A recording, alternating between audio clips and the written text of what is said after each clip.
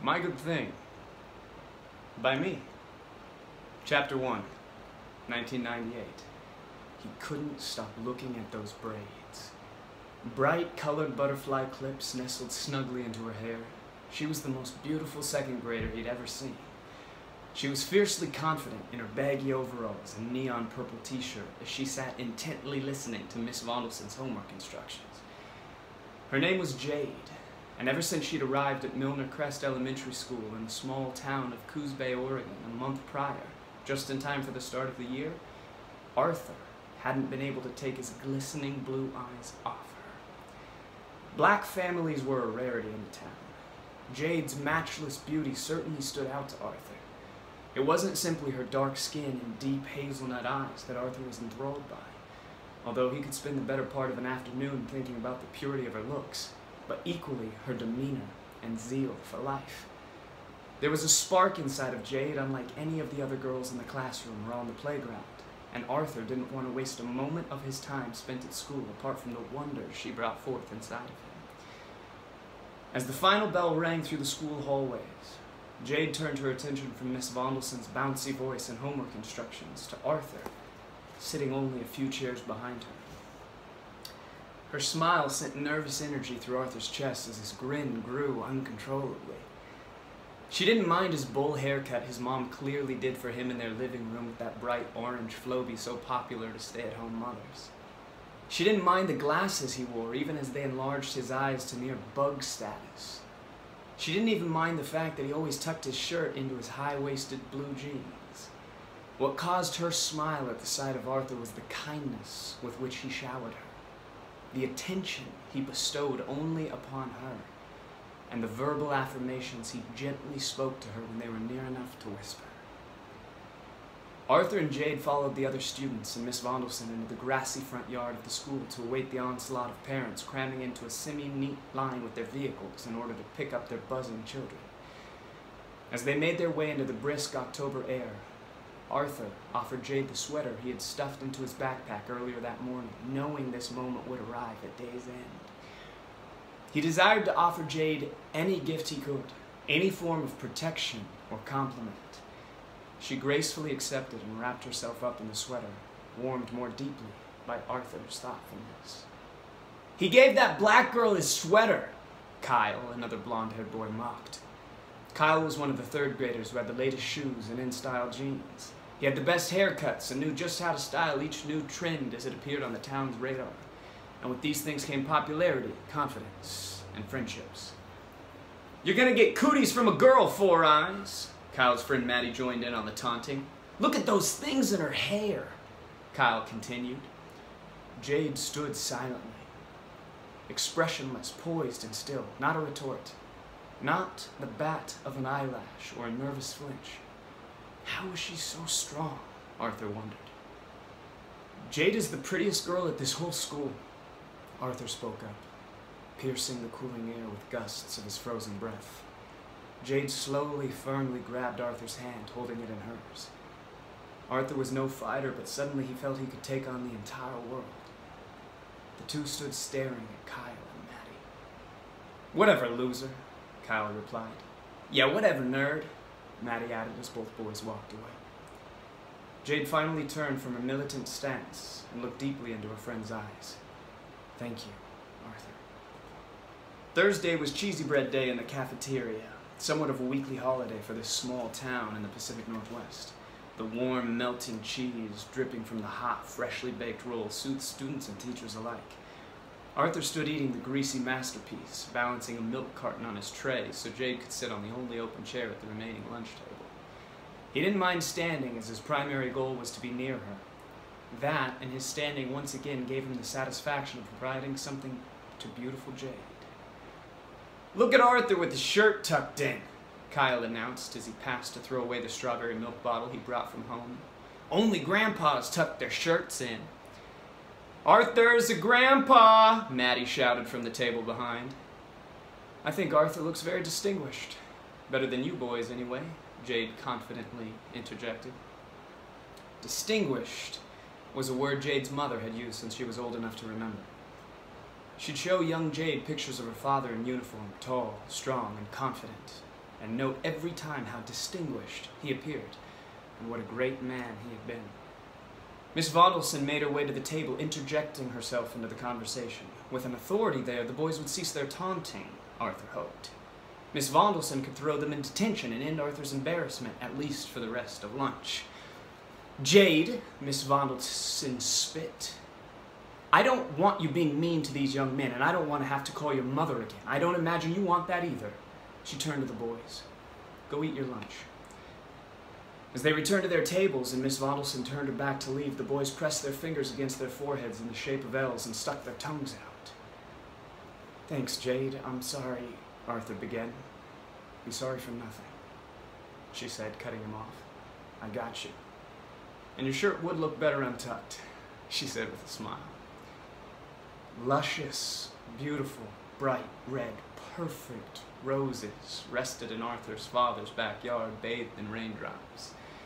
Arthur had his eye on one specific rose for the one specific girl he had his eye on.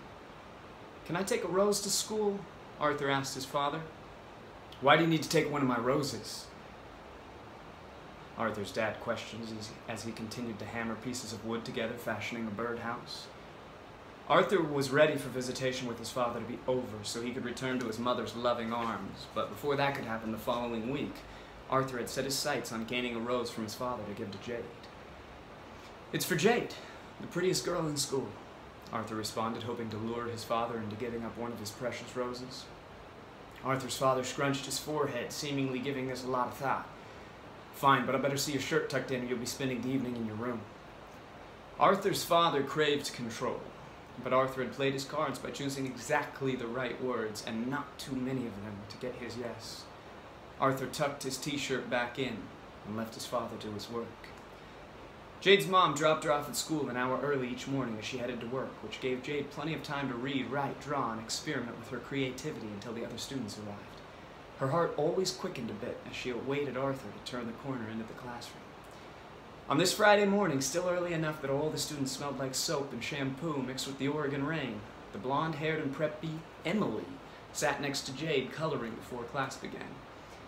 They shared laughs each time the class bird, Miss Chirpy, squawked.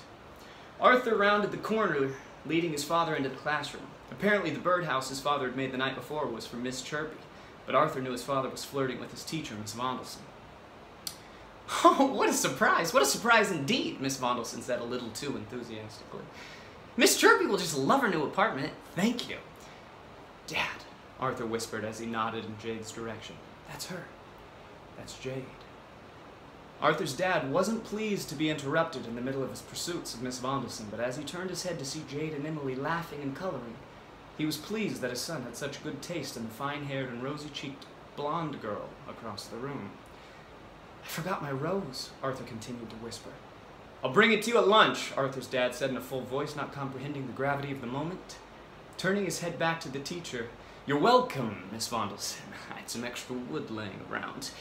Miss Vondelson raised an eyebrow, inspecting the physique of Arthur's wood-cutting father.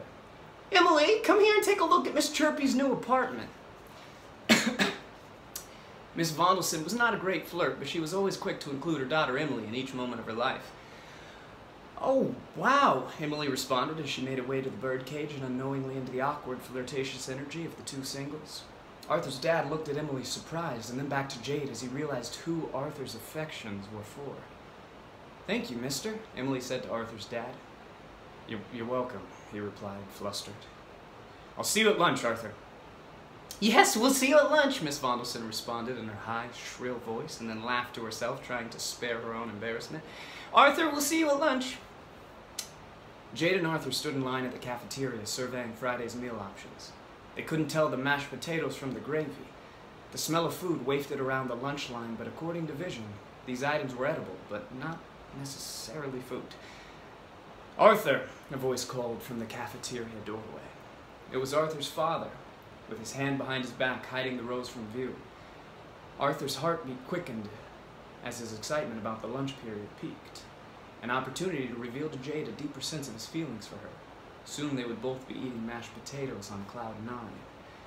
Arthur walked to his father, his heart beating out of his chest. "Play it cool," he kept thinking to himself. "Play it cool." As he stood before his father, the smell of a masculine cologne mixed with wood chips hit his nostrils. His father revealed the rose to Arthur, keeping it hidden between the two of them. The once luscious, bright red rose that glistened from the falling rain stood dead. Arthur shielded his disappointment as his heart sank. He thanked his father as if the rose were in its state of beauty from just hours prior and held his head high to proceed with his mission to Jade. Walking back across the lunchroom, firmly carrying the wilted dead rose in his hand, other students stared on, snickering. They had never seen a peer give out a rose before. This was something adults did, something they'd witnessed their parents do on occasion, but never from one student to another. Jade turned to Arthur as he presented the feeble rose, with his posture straight and his feet firmly on the ground so as not to shake violently from the nerves.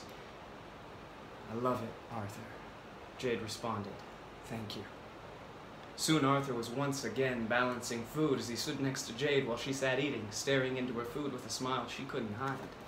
No one teased Arthur about his tucked-in shirt or his oversized glasses that day, and no one dared call Jade a name or comment on the difference of her hair. But even if they had, Arthur nor Jade would have taken any notice at all. Besides, they knew they had each other's backs. For better or for worse, Arthur and Jade were there for one another, and they figured they always would be.